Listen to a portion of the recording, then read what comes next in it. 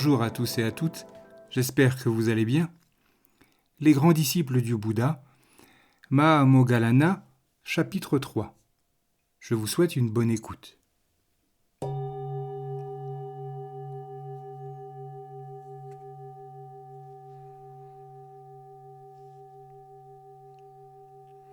Les pouvoirs psychiques de Moggallana.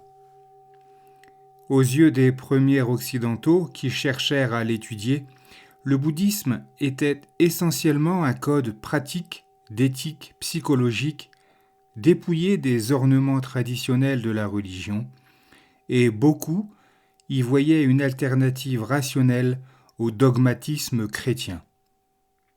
On pouvait négliger, selon eux, le côté irrationnel du bouddhisme et considérer, lorsqu'on ne les ignorait pas, les miracles et les prodiges si remarquables cités dans le canon et les commentaires comme des interpolations ultérieures. S'il est vrai que le bouddhisme primitif n'accorde pas la même importance aux événements surnaturels que le christianisme, vouloir absolument l'expurger de tout le miraculeux revient à retailler le Dhamma pour qu'il s'ajuste à des critères extérieurs plutôt qu'à l'accepter tel qu'il est. Les suttas pali attribuent souvent, tout naturellement, des pouvoirs supranormaux au Bouddha et à ses disciples arahats. Hormis un préjugé personnel, on a peu de raisons de supposer que ces passages sont des interpolations. Et si le Bouddha juge défavorablement le miracle des pouvoirs psychiques par rapport au miracle de l'instruction, ce n'est pas pour porter atteinte à leur réalité, mais seulement pour souligner leur intérêt limité.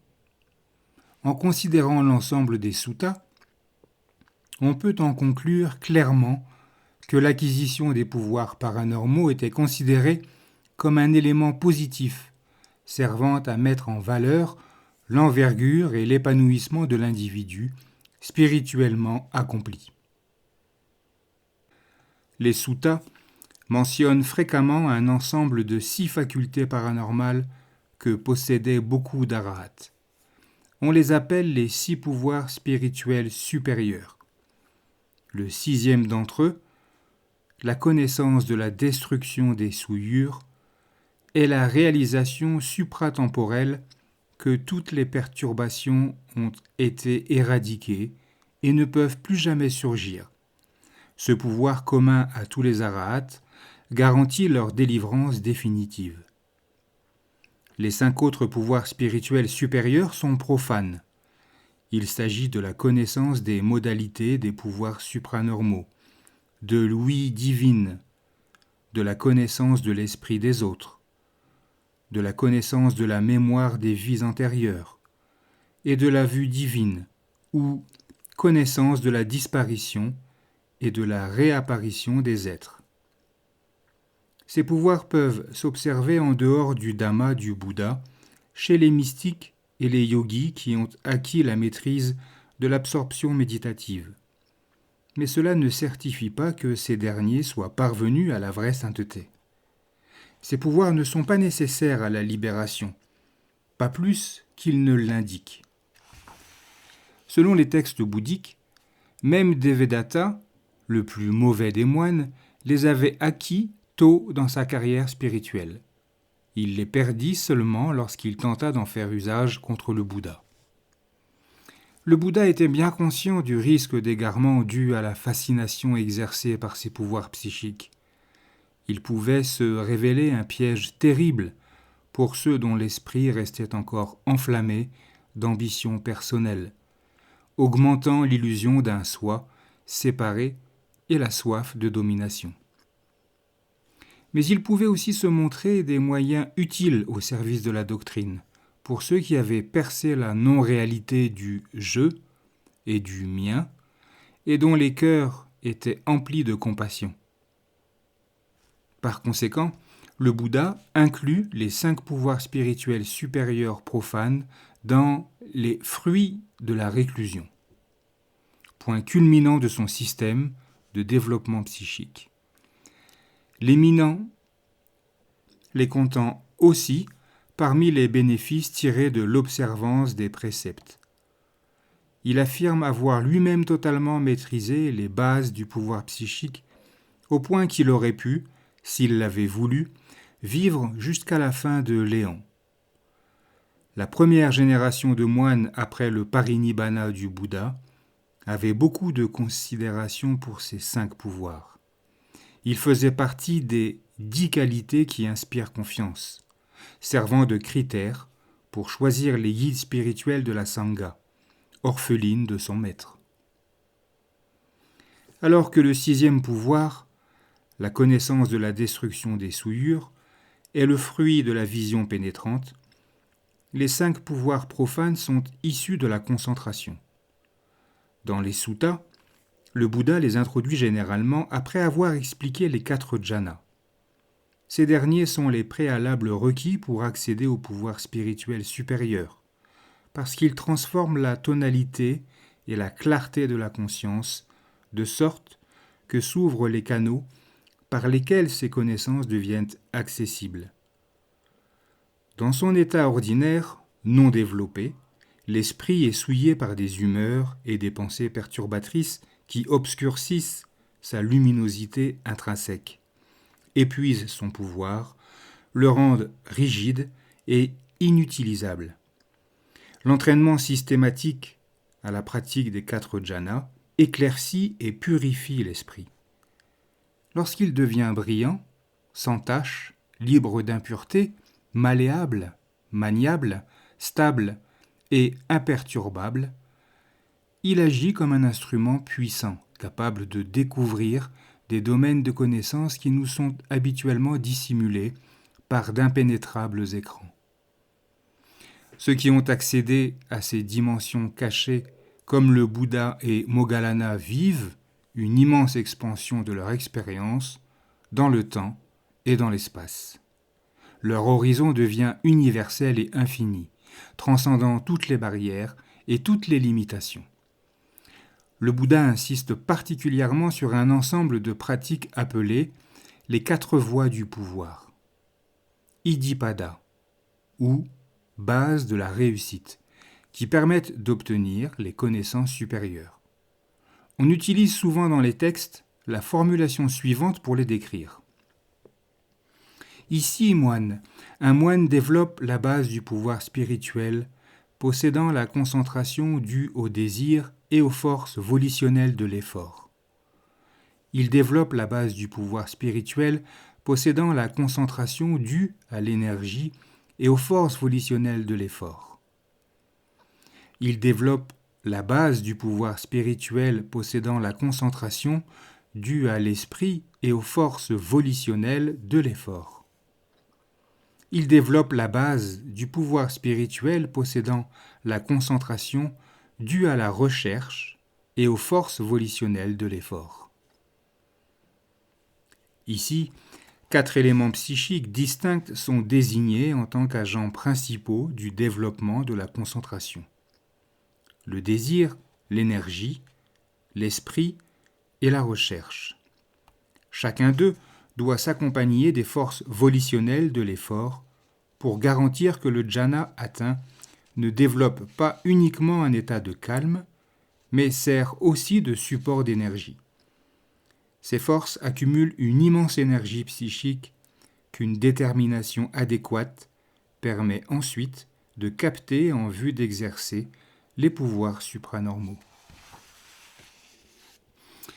On doit, pour apprécier l'intérêt traditionnel pour les facultés psychiques, bien comprendre que le monde matériel perçu par nos sens, une manifestation d'énergie, affirment les physiciens actuels, ne représente qu'une petite partie de la réalité dont on peut faire l'expérience.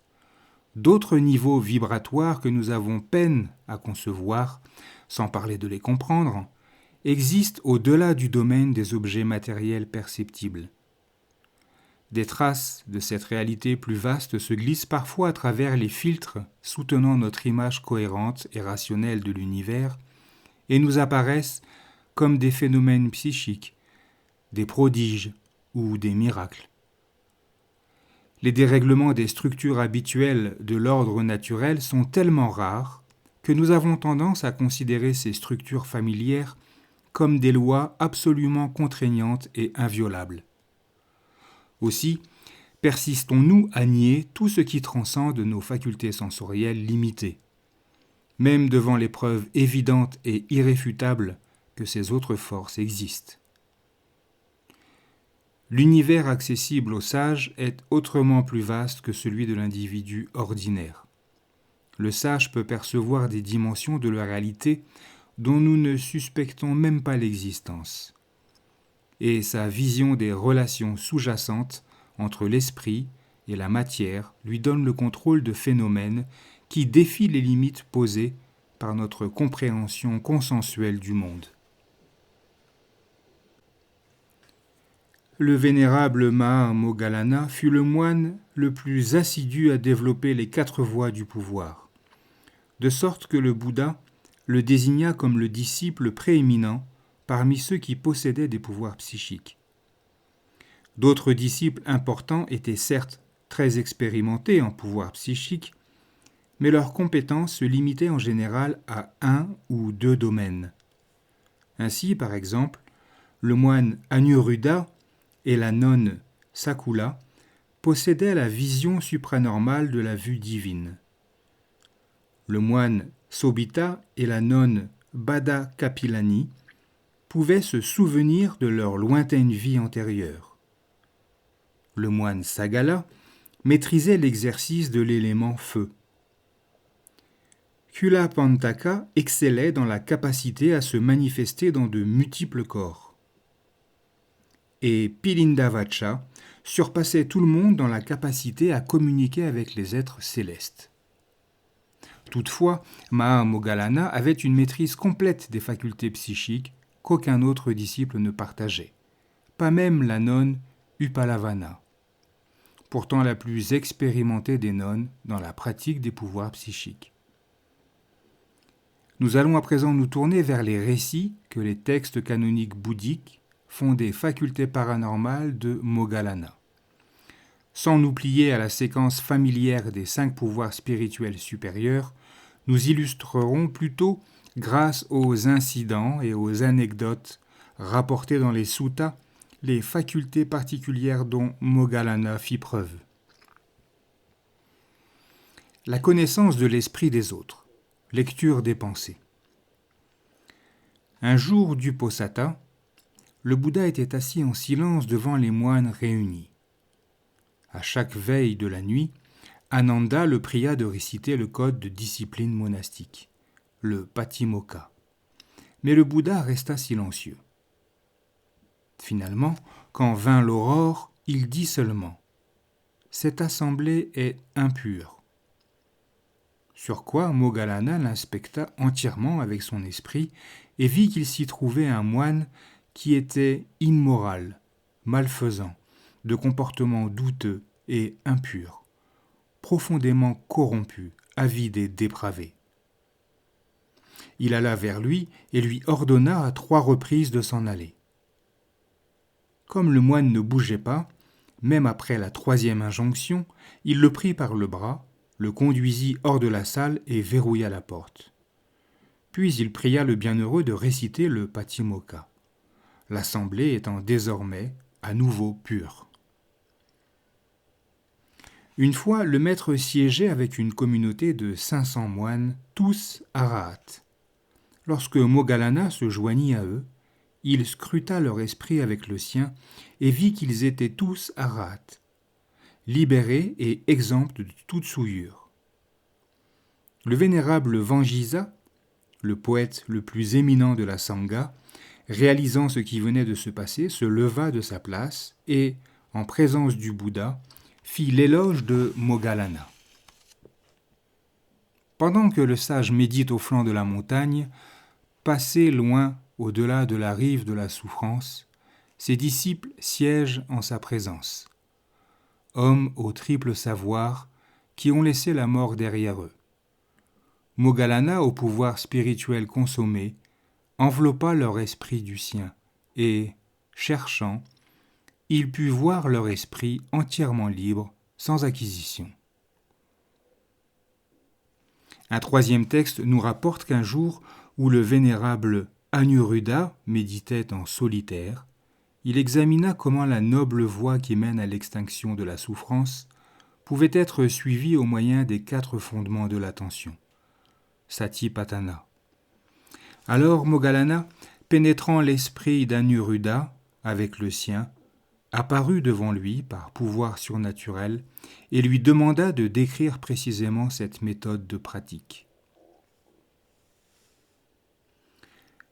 L'ouïe divine, la clairaudience. Venant voir Moggallana un soir, Sariputta lui trouva une expression si remarquablement sereine qu'il se sentit obligé de lui demander s'il avait séjourné dans l'une des paisibles demeures de l'esprit. Moggallana répondit qu'il était seulement resté dans une demeure grossière, mais qu'il avait tenu une conversation sur le sujet du Dhamma. Interrogé sur son interlocuteur, Moggallana répondit qu'il s'agissait du bienheureux.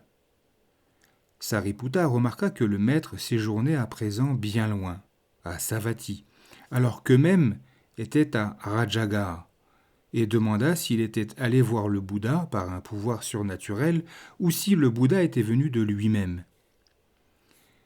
Moggallana répondit qu'il ne s'agissait de rien de cela.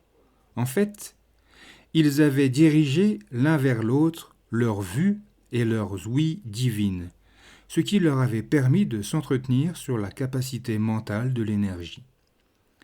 Sariputta s'écria, alors que Moggallana, doué d'aussi grands pouvoirs, pourrait bien vivre un néon entier comme le Bouddha s'il le désirait.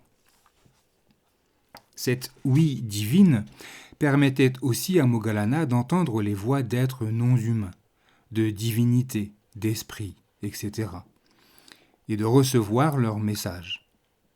Ainsi, par exemple, un esprit le mit en garde contre Devadatta, qui nourrissait de mauvaises intentions envers le Bouddha et complotait contre lui. La vue divine, la clairvoyance. L'exemple précédent montre que la vue divine permettait à Moggallana de voir le Bouddha à une très grande distance. Les textes décrivèrent d'autres situations où l'ancien fit usage de ce pouvoir.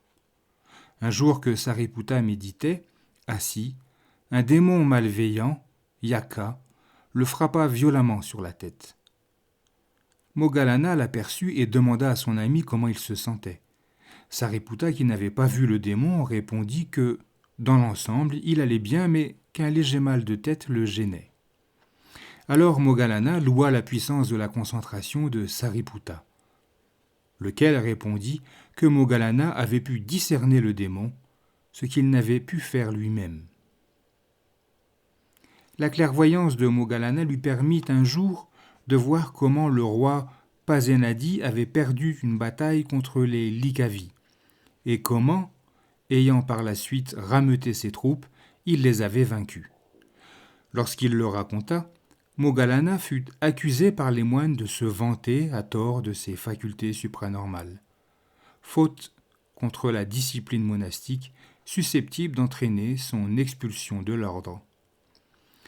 Le Bouddha expliqua toutefois que Moggallana n'avait rapporté que ce qu'il avait vu et qui avait effectivement eu lieu. Moggallana se servait avant tout de sa vue divine pour voir opérer la loi du karma et pour en observer les fruits. Encore et encore, il voyait comment les êtres humains, dont les mauvaises actions nuisaient à leurs compagnons, renaissaient parmi les petas, esprits misérables, et devaient endurer beaucoup de souffrances, tandis que ceux qui avaient pratiqué la charité et la vertu s'élevaient jusqu'aux demeures célestes. De tels exemples lui servaient souvent à illustrer la loi du karma. Ils sont rassemblés dans 2 volumes du canon Pali, l'un consacré au monde des esprits, le Petavatu, 51 cas, l'autre traitant des mondes divins, le Vimanavatu, 85 exemples. On comprend dès lors facilement la célébrité de Moggallana. Il était celui qui connaissait à la fois les mondes de l'au-delà et le fonctionnement de la loi du Kama. Ces récits sont trop nombreux pour être tous cités ici, mais l'une, au moins, de ces visions rapportées dans le Samyutta Nikaya mérite d'être mentionnée. Moggallana vivait à l'époque au pic des Vautours, près de Rajagaha, avec le moine Lakana, l'un des 1000 ascètes brahmanes convertis avec Uruvela Kassapa. Un matin, alors qu'ils étaient descendus de la montagne pour aller quêter leur aumône, Moggallana sourit en arrivant à un certain endroit du chemin. Comme son compagnon lui en demandait la raison, Moggallana répondit que le moment était mal choisi pour une explication, mais qu'il la donnerait plus tard en présence du maître. Lorsqu'ils rencontrèrent plus tard le Bouddha, Lakana réitira sa question.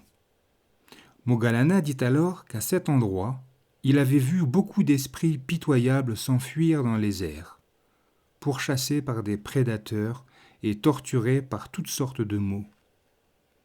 Le Bouddha confirma la véracité de ces dires et ajouta qu'il parlait lui-même avec réticence de tels sujets, car les personnes à l'esprit sceptique n'y croiraient pas. Puis, grâce à son omniscience, le Bouddha expliqua quelles tendances et quels comportements avaient conduit ces esprits à leur navrante condition actuelle. Le voyage par corps psychique, le voyage astral. Moggallana pouvait quitter le monde humain pour réapparaître dans un royaume céleste à la vitesse à laquelle une personne plie son bras étendu ou étend son bras plié. Il usa à plusieurs reprises de ce pouvoir pour instruire d'autres êtres et pour prendre soin du fonctionnement de l'ordre. C'est ainsi qu'il enseigna aux devas du monde des 33 les facteurs de l'entrée dans le courant et examina Sakka, leur roi, pour savoir s'il avait compris l'enseignement sur l'extinction du désir. Alors que le Bouddha se trouvait dans un monde divin, où il était parti prêcher pendant 3 mois l'Abhidhamma, Moggallana lui apparut, l'informa de ce qui se passait dans l'ordre et lui demanda des instructions. Il visita non seulement les dieux du monde des sens, mais aussi ceux du monde de Brahma. Moggallana apparut ainsi à une divinité, Brahma, qui prétendait qu'aucun ascète existant n'était capable d'entrer dans son monde. Par ses interrogations et ses exploits supranormaux, Moggallana ébranla cette suffisance. Il apparut à un Brahma nommé Tissa, qui avait précédemment été moine et qui venait de mourir, pour lui donner des instructions sur l'entrée dans le courant et la réalisation de la délivrance définitive. La psychokinésie, le déplacement surnaturel.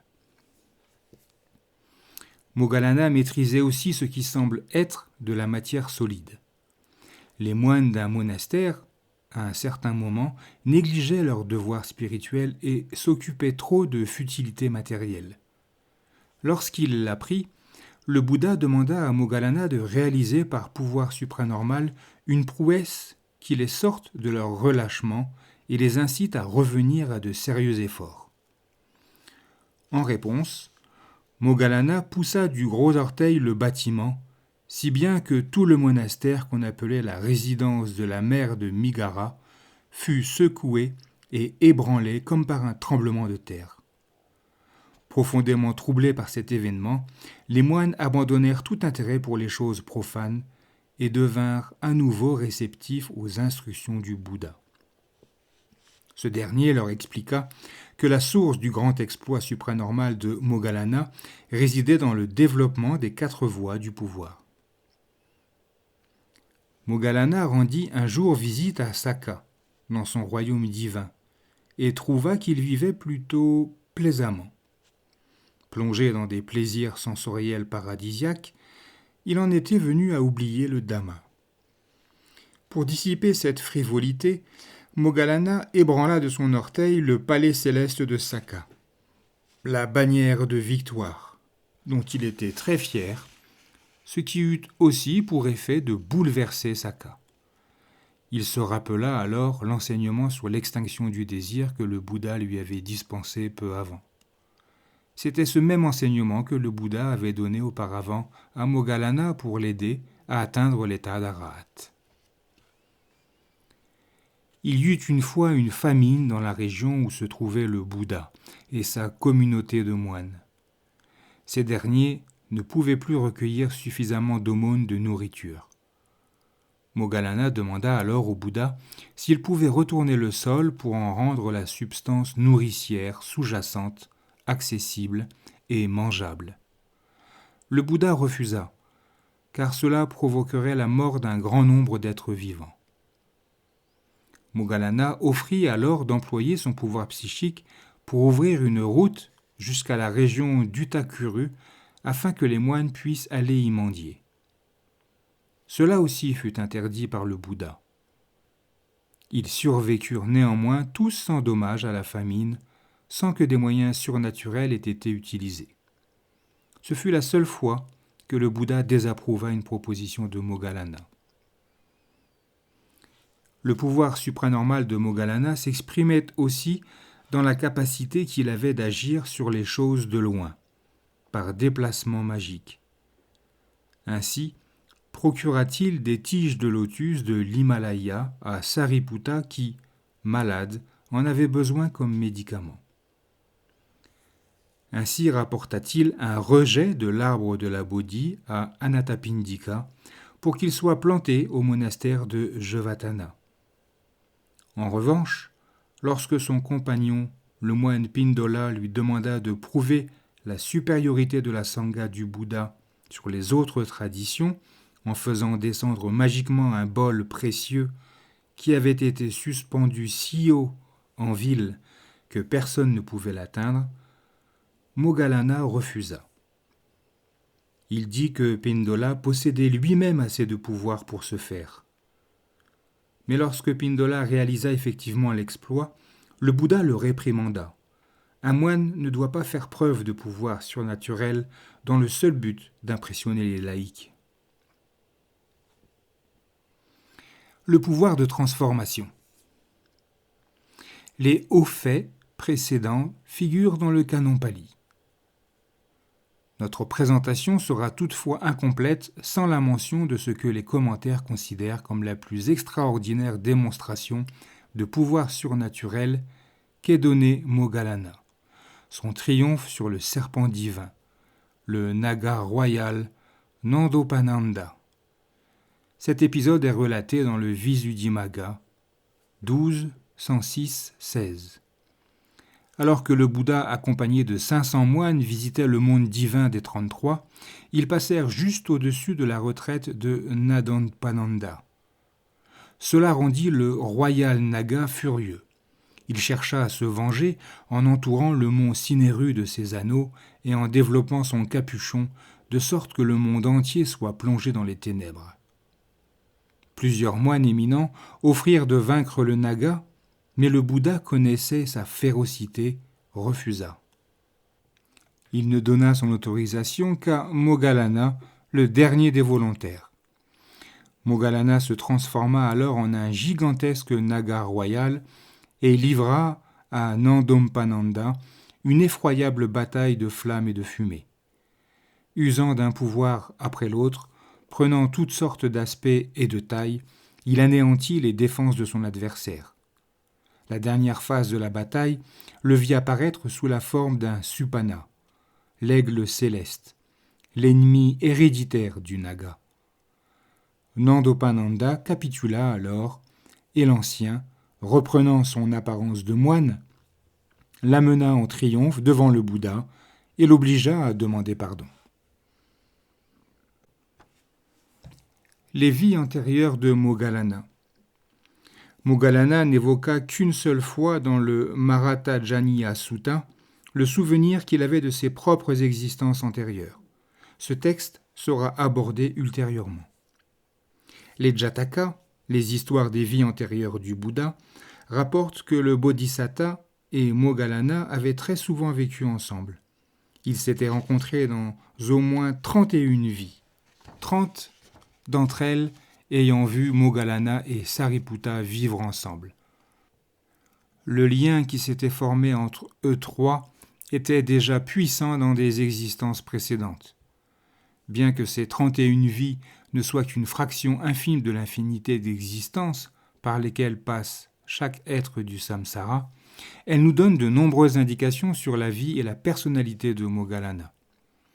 Ce qui ressort en premier des Jatakas est la relation étroite entre Moggallana et le Bodhisatta. Moggallana et Sariputta furent souvent les frères du Bodhisatta, ses amis ou ses ministres. Ils furent quelquefois ses disciples ascètes ou même ses maîtres. Parfois, Sariputta fut le fils et Moggallana le général du royal Bodhisatta. Quand le Bouddha était Sakka, roi des dieux, ils furent respectivement le dieu lune et le dieu soleil. Le deuxième fait remarquable est la relation de Sariputta à Moggallana. Lorsqu'on les voit tous deux dans les Jatakas traverser les hauts et les bas du samsara, leurs rôles sont parfois subalternes par rapport au personnage principal de chaque histoire. Une certaine cohérence se dégage cependant des textes dans la mesure où, en règle générale, leur différence de statut est grande lorsqu'ils ont un niveau d'existence inférieur, réduite lorsqu'ils renaissent à des niveaux plus élevés. Ils furent rarement égaux dans leur renaissance animale, sauf en tant que cygnes. Sariputta naissant habituellement dans une espèce supérieure, ils furent ainsi serpents et rats, oiseaux et tortues, lions et tigres, singes et éléphants, singes et chacals, hommes et chacals. Dans leur renaissance humaine profonde, Sariputta eut toujours un rang supérieur à celui de Moggallana. Ils furent prince royal et ministre du roi. Ministre du roi et fils esclave. Cocher du royal Bodhisatta et cocher du roi Ananda. Une fois, Moggallana fut le dieu lune et Sariputta le sage ascète Narada. Lorsqu'ils furent simultanément des ascètes ou des divinités, leur rang était égal. Il arriva que Sariputta soit seulement le dieu lune et Moggallana le dieu soleil supérieur, ou que Sariputta soit le roi des Nagas et Moggallana le roi de leur ennemi, les Supana. La seule fois où Moggallana apparaît dans les Jatakas sans Sariputta est la vie dans laquelle il assume la fonction de Sakka, le roi des dieux. À l'époque, il se manifeste aussi sur terre à un avare. En tant que Sakka, pour le presser d'exercer la vertu du don et lui faire obtenir ainsi une meilleure renaissance. En une autre occasion, Sariputta et Moggallana furent aussi d'avares commerçants qui avaient enterré beaucoup d'argent. Après leur mort, ils reprirent naissance près de leur trésor enfoui en tant que serpents et rats. Il existe aussi une histoire où Moggallana renaît comme chacal. Voyant un éléphant mort, il fut si avide de sa chair qu'il se glissa par une ouverture intestinale directement dans le ventre de la bête, mangea autant qu'il put et se retrouva incapable de sortir, souffrant une terreur mortelle, symbole impressionnant des périls des plaisirs sensoriels. Enfin, dans le célèbre Jataka, sur la loi du peuple Kuru, Moggallana gardait des dépôts de céréales et Sariputta était commerçant. Tous deux respectaient avec beaucoup d'attention le précepte enjoignant de ne pas voler. Les vers de Moggallana. Comme beaucoup d'autres disciples arahats du Bouddha, le vénérable Moggallana nous a laissé dans le Theragatha un testament versifié dans lequel il célèbre ses triomphes sur les vicissitudes de l'existence. Son chapitre, le deuxième plus long du livre, contient 63 strophes, dont le thème essentiel est son équanimité face aux tentations et aux perturbations du samsara. Comme il demeurait dans une paix transcendante toutes les souffrances et toute l'agitation du devenir, la souffrance liée aux choses de ce monde ne l'atteignait plus. Les 4 premières strophes semblent concerner lui-même. Elles chantent des louanges de l'ermite des forêts qui consacre sa vie à vaincre les forces de la mort. Vivant dans la forêt, subsistant d'aumônes, nous réjouissons des bribes qui tombent dans notre bol, défaisons l'armée de la mort, fermement établie en nous-mêmes. Vivant dans la forêt, subsistant d'aumônes, nous réjouissons des bribes qui tombent dans notre bol, anéantissons l'armée de la mort, comme l'éléphant brise la hutte de roseaux. Dans les 2 autres strophes, subsistant d'aumône est remplacé par persévérant. Les 8 strophes suivantes s'adressent à une prostituée qui tenta de le séduire. Leur tonalité et la façon dont elles dévalorisent le corps peuvent sembler corrosives aux lecteurs contemporains. Mais on doit se souvenir que le Bouddha lui-même insistait sur la nécessité de contempler le caractère pitoyable de l'existence corporelle, non par dégoût morbide de la vie, mais comme antidote au lien le plus puissant qui attache les êtres à la sphère des sens, le désir sensuel. Puis viennent 2 strophes prononcées à l'occasion de la mort du vénérable Sariputta. Alors qu'Ananda, pas encore arahat, était frappé de crainte et d'épouvante, Moggallana songeait à l'impermanence de toute chose conditionnée et restait calme. Moggallana exalte ensuite ses prouesses dans la méditation en 2 quatrains frappants. Des éclairs tombent sur les gorges, des monts Vebhara et Pandava. Mais retiré au profond des gorges, il médite, le fils de l'immuable sans égal. Tranquille, serein, le sage recherche l'endroit écarté pour y demeurer. Authentique, héritier du suprême Bouddha, même Brahma le vénère. Les strophes suivantes sont destinées à un brahmane superstitieux aux vues erronées qui avait injurié le vénérable Mahakassapa alors qu'il mendiait. Moggallana le met en garde contre le danger d'une telle conduite et lui enjoint de respecter les êtres saints. Puis il fait l'éloge de Sariputta, qui, d'après les commentaires, fait à son tour l'éloge de Moggallana dans les 4 strophes qui suivent. Après avoir remercié Sariputta d'un quatrain, Moggallana récapitule ses accomplissements et se réjouit d'avoir réalisé l'objectif de sa vie de moine. En un seul instant, je peux créer 100 000 kotis de corps. Je suis expert en transformation. Je suis le maître des pouvoirs psychiques. Maître dans la concentration et la connaissance, parvenu à la perfection, Moggallana, sage dans la doctrine du libéré, concentrant ses facultés à couper ses entraves, comme l'éléphant met en pièces une liane pourrie. Le maître a été servi par moi. L'enseignement du Bouddha a été réalisé. Le lourd fardeau a été déchargé. Les racines du devenir ont été arrachées. Ce but a été atteint par moi pour l'amour duquel j'ai quitté la vie de famille en faveur de l'errance, la destruction de toutes les entraves. Les dernières strophes sont identiques à celles qui nous concluent sa rencontre avec Mara, rapportée dans MN 50, que nous allons maintenant considérer. Les derniers jours de Moggallana. 6 mois avant le parinibbana du Bouddha, le jour de la pleine lune du mois de Katika, octobre-novembre, la mort sépara les 2 disciples principaux pour la dernière fois. Ce jour-là, Sariputta décéda dans sa chambre natale, dans la maison familiale, entouré de ses nombreux élèves, mais bien loin de Moggallana. Presque inséparables durant leur vie, les 2 amis moururent, comme ils réalisèrent l'état d'arahat en des lieux différents.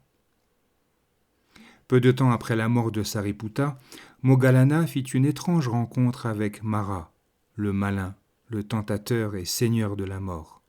Rencontre qui fut peut-être prémonitoire de son propre et imminent décès. Une nuit, alors que l'ancien prenait de l'exercice en faisant les 100 pas, Mara se glissa dans son corps et pénétra dans son intestin. Moggallana s'assit et, observant son abdomen qui lui paraissait soudain aussi lourd qu'un sac de haricots, il découvrit que le malin s'y était introduit. Calmement, il lui ordonna de sortir. Stupéfait d'avoir été repéré si rapidement, Mara s'imagina, dans son aveuglement, que même le Bouddha n'aurait pas pu le reconnaître si vite. Moggallana lut ses pensées et lui ordonna à nouveau de partir. Mara s'échappa alors par la bouche de Moggallana et se tint à la porte de la hutte. Moggallana lui dit qu'il ne le connaissait pas seulement depuis ce jour même, mais qu'il l'avait connu aussi par le passé, car leur connexion karmique était ancienne et profonde. Il ajouta, en substance, que le premier des 5 Bouddhas à apparaître dans notre éon fortuné fut Kakusanda, dont les disciples principaux étaient Vidura et Sanjiva. À cette époque, Moggallana était Mara. Il s'appelait Mara Duzi, car Mara, tout comme Mahabrahma et Saka, n'est pas un être permanent, mais une situation ou une fonction cosmique. Chef des démons, seigneur du monde inférieur. Assumé par des individus différents, migrants, à travers le cycle des existences. Mara Duzi avait une sœur, Kali, dont le fils allait devenir le Mara de notre temps. Ainsi, le propre neveu du Moggallana d'alors se tenait-il à présent devant lui, dans la hutte en tant que Mara. Lorsqu'autrefois Moggallana avait été Mara, il avait pris possession d'un garçon et l'avait poussé à lancer un tesson de poterie à la tête du principal disciple du Bouddha, Kakusanda, l'Arahat Vidura. La blessure avait été grave et le sang avait coulé. Lorsque le Bouddha Kakusanda s'était retourné et avait vu cela, il avait dit « Là, vraiment, Mara ignore toute modération, car même les actions diaboliques peuvent être modérées. » Et sous le regard du parfait, le corps de Mara Duzi s'était désagrégé pour réapparaître dans le plus profond des enfers. L'instant d'avant, il était le seigneur des mondes infernaux. À présent, il n'était plus qu'une de leurs victimes. Pendant des milliers d'années, Moggallana devait endurer en enfer le résultat kamique de son agression d'un arahat. Il était condamné à passer 10 000 ans seul dans le grand enfer, doté d'un corps humain et d'une tête de poisson, exactement comme les êtres des enfers peints par Peter Bruegel. Il saurait que 1000 ans de sa torture se seraient écoulés lorsque 2 lances de ces tortionnaires se croiseraient dans son cœur. Cette nouvelle rencontre avec Mara ramena à l'esprit de Moggallana les terreurs du samsara dont il était à présent libéré pour toujours. Il sentit peu après que le temps de sa dernière existence était écoulé. En tant qu'arahat, il n'avait aucune raison de prolonger volontairement la durée de sa vie jusqu'à la fin de l'éon. Et il laissa calmement l'impermanence suivre son cours normal. La mort de Moggallana. Entouré par nombre de ses moines, le Bouddha trépassa paisiblement au cours d'une absorption méditative dans laquelle il entra avec une maîtrise parfaite. La mort de Sariputta dans sa maison familiale au sein de ses compagnons moines fut tout aussi sereine. Ananda s'éteignit à 120 ans. Comme il ne voulait ennuyer personne avec ses funérailles, il s'engagea dans une méditation sur l'élément feu et son corps disparut dans un flamboiement. Considérant les morts paisibles du maître et de ses 2 disciples, on pouvait attendre que Moggallana, lui aussi, subisse tranquillement la dissolution définitive du corps. Mais la fin de Moggallana fut très différente. L'horrible façon dont il mourut n'altéra cependant pas la sérénité ni la fermeté de son esprit. Moggallana décéda 15 jours après son ami Sariputta, le jour de la nouvelle lune du mois de Katika, octobre-novembre, à l'automne. Le grand décès du Bouddha eut lieu dans sa 80e année, à la nuit de la pleine lune du mois de Vesakha, en mai. 6 mois après la disparition de ses 2 disciples principaux, morts, tous les deux, à 84 ans. 2 sources relatent les circonstances de la mort de Moggallana. Le commentaire du Dhammapada et le commentaire du Jataka. Bien que ces textes présentent beaucoup de points communs, ils diffèrent par certains détails qui sont sans aucun doute des embellissements dus à la transmission orale. Nous nous baserons sur le commentaire du Dhammapada en mentionnant au passage les différences avec le commentaire du Jataka. Le Bouddha était un enseignement si habile pour conduire d'innombrables personnes aux portes de la libération que la grande majorité de la population de Magadha avait fait allégeance à l'éveillé et à sa sangha, au détriment de divers ordres ascétiques rivaux. Quelques ascètes nus, que cette perte de prestige rendait amère, attribuèrent au vénérable Maha Moggallana la responsabilité première de leurs difficultés. Ils prétendaient que Moggallana avait détourné leurs propres adeptes vers le Dhamma du Bouddha par ses récits de voyages célestes, dans lesquels il disait avoir vu les fidèles vertueux du Bouddha jouir de renaissances paradisiaques, tandis que les adeptes d'autres sectes, faute de conduite morale, souffraient de misérables états d'existence non humaines. Leur perte de popularité rendait ces ascètes si furieux qu'ils voulurent éliminer Moggallana. Rejetant toute responsabilité dans leur propre malheur, ils attribuaient la faute à autrui et concentraient leur jalousie et leur haine sur le grand disciple. Hésitant à tuer Moggallana de leurs propres mains, ces ascètes n'eurent aucun scrupule à faire commettre cet acte infâme par des tiers. Ayant collecté 1 millier de pièces d'or auprès de leurs adeptes, ils se mirent en relation avec une bande de brigands et leur offrirent l'argent en échange de la vie du grand disciple. Moggallana vivait à l'époque seul dans une cabane forestière au Rocher Noir sur le versant du mont Isigili, en dehors de Rajagaha. Il savait depuis sa rencontre avec Mara que la fin de ses jours était proche. Jouissant de la félicité de la libération, considérant à présent son corps comme un obstacle et un fardeau, il ne désirait pas faire usage de ses pouvoirs psychiques pour prolonger son existence jusqu'au terme de l'éon.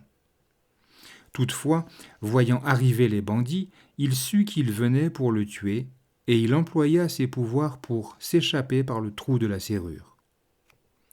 Les truands trouvèrent la hutte vide et, bien qu'ayant cherché Moggallana partout, ils ne le trouvèrent nulle part. Ils vinrent aussi le lendemain, mais cette fois l'ancien s'éleva dans les airs et s'enfuit par le toit. Ils revinrent encore le mois suivant, toujours sans pouvoir l'attraper.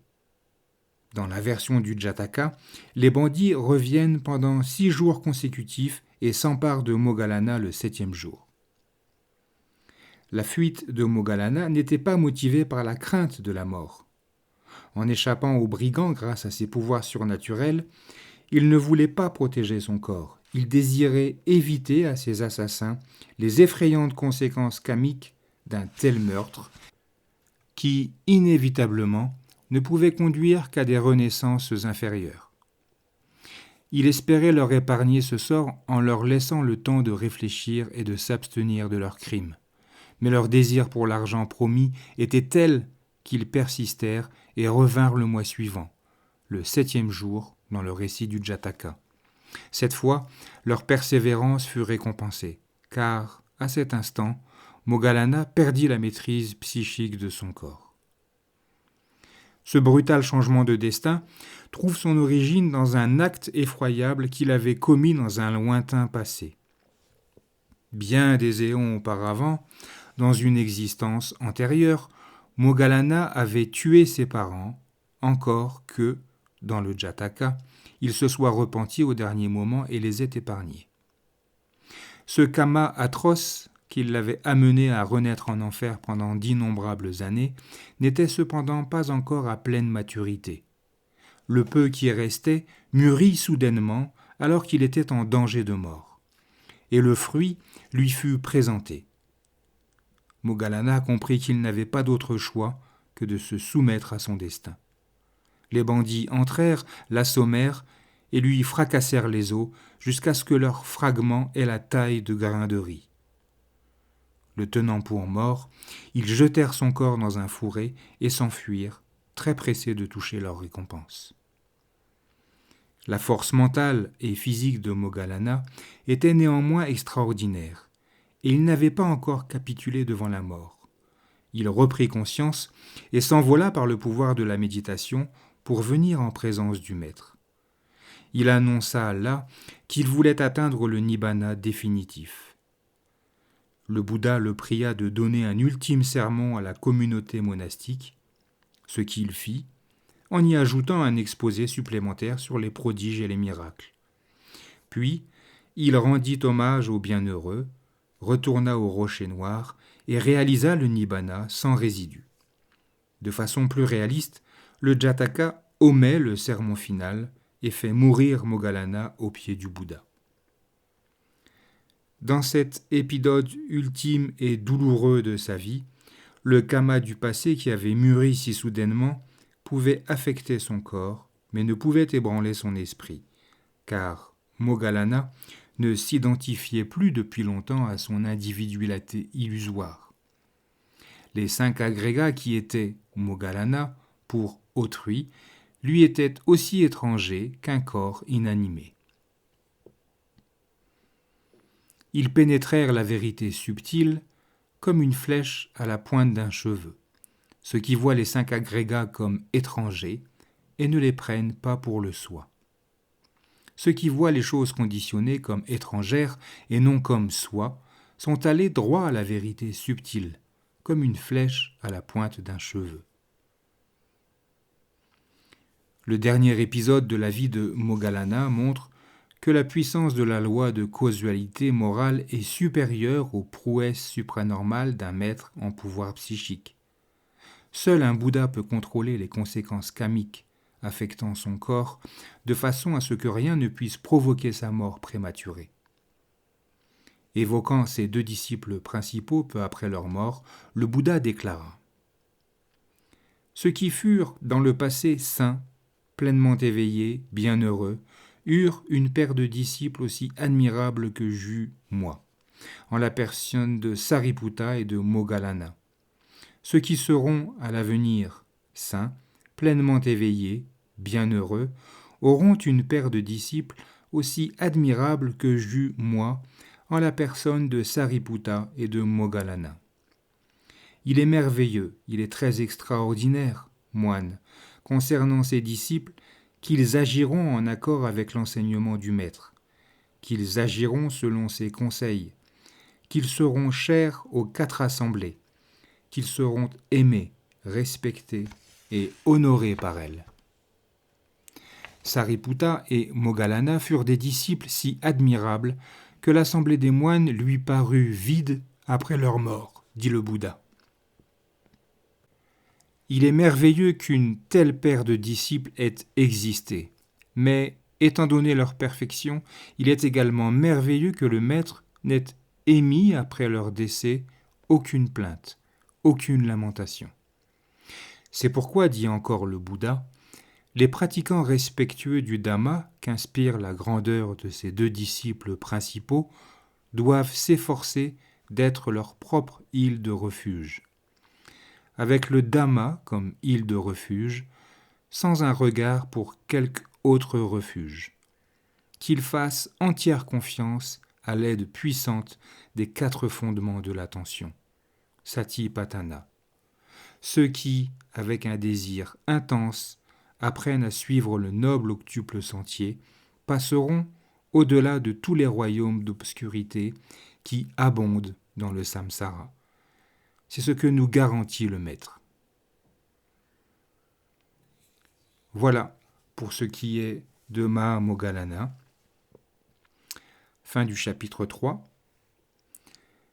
Prochain grand disciple, Maha Kassapa, le père de la Sangha. Dans l'immédiat, il me reste à vous souhaiter de belles journées, de belles méditations, et je vous dis à bientôt.